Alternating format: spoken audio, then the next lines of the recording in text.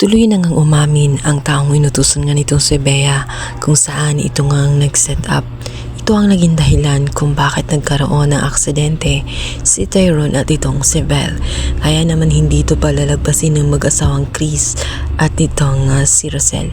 Agad na nasumbong na nga sila sa pulis upang managutin na nga si Melania at itong si Bea sa kasalanan na kanilang ginawa.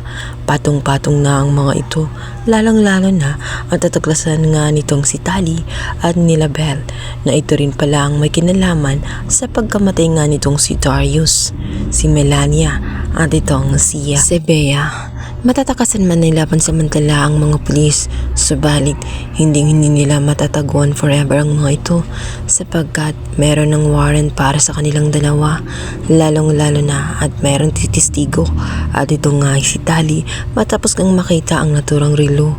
Ngunit ang hindi alam ng lahat ay hindi pa rin buo ang loob ni Tali na maging mabuti sa pagnakay na Bea at Melania pa rin ang kanyang loyalty. Samantala, hindi titigil itong si Rosel. Alam niya na hanggat hindi pa nasa kulungan si Bea at si Melania, alam niya na nasa panganib pa rin ang kanyang pamilya at anumang oras ay babalikan pa rin sila ng mga demonyetang sa kabilang banda. Tela mga daga na nagtatago na nga sa loob ng lungga itong sina Melania at itong si Bea.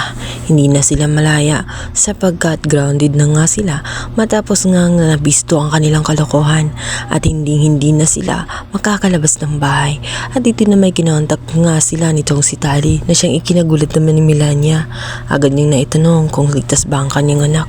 Subalit ayon kay Tali, ligtas siya. Subalit nagpanggap siya nakakampi ni na Rosel at nila Chris maging nila Belle at Tyrone. Ngunit meron siyang namumuong plano sapagkat hindi siya makakapaya na maging happy ending ang pamilya nga ni Belle.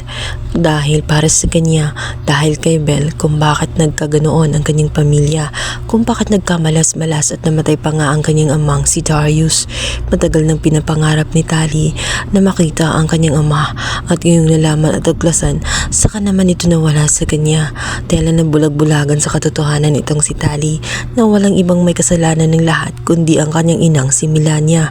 Ito pa ang naglalason sa kanyang isipan, kaya naman ito'y litong-lito at gulong-gulo. Sa huling pagkakataon, papayag na naman itong si Tali na gamitin siya ni Melania at nitong si Bea dahil isasama nga niya itong si Rosel para maling magkipagkita dito kina Rosel at kina Bea, as if naman nasusuko ang mga ito.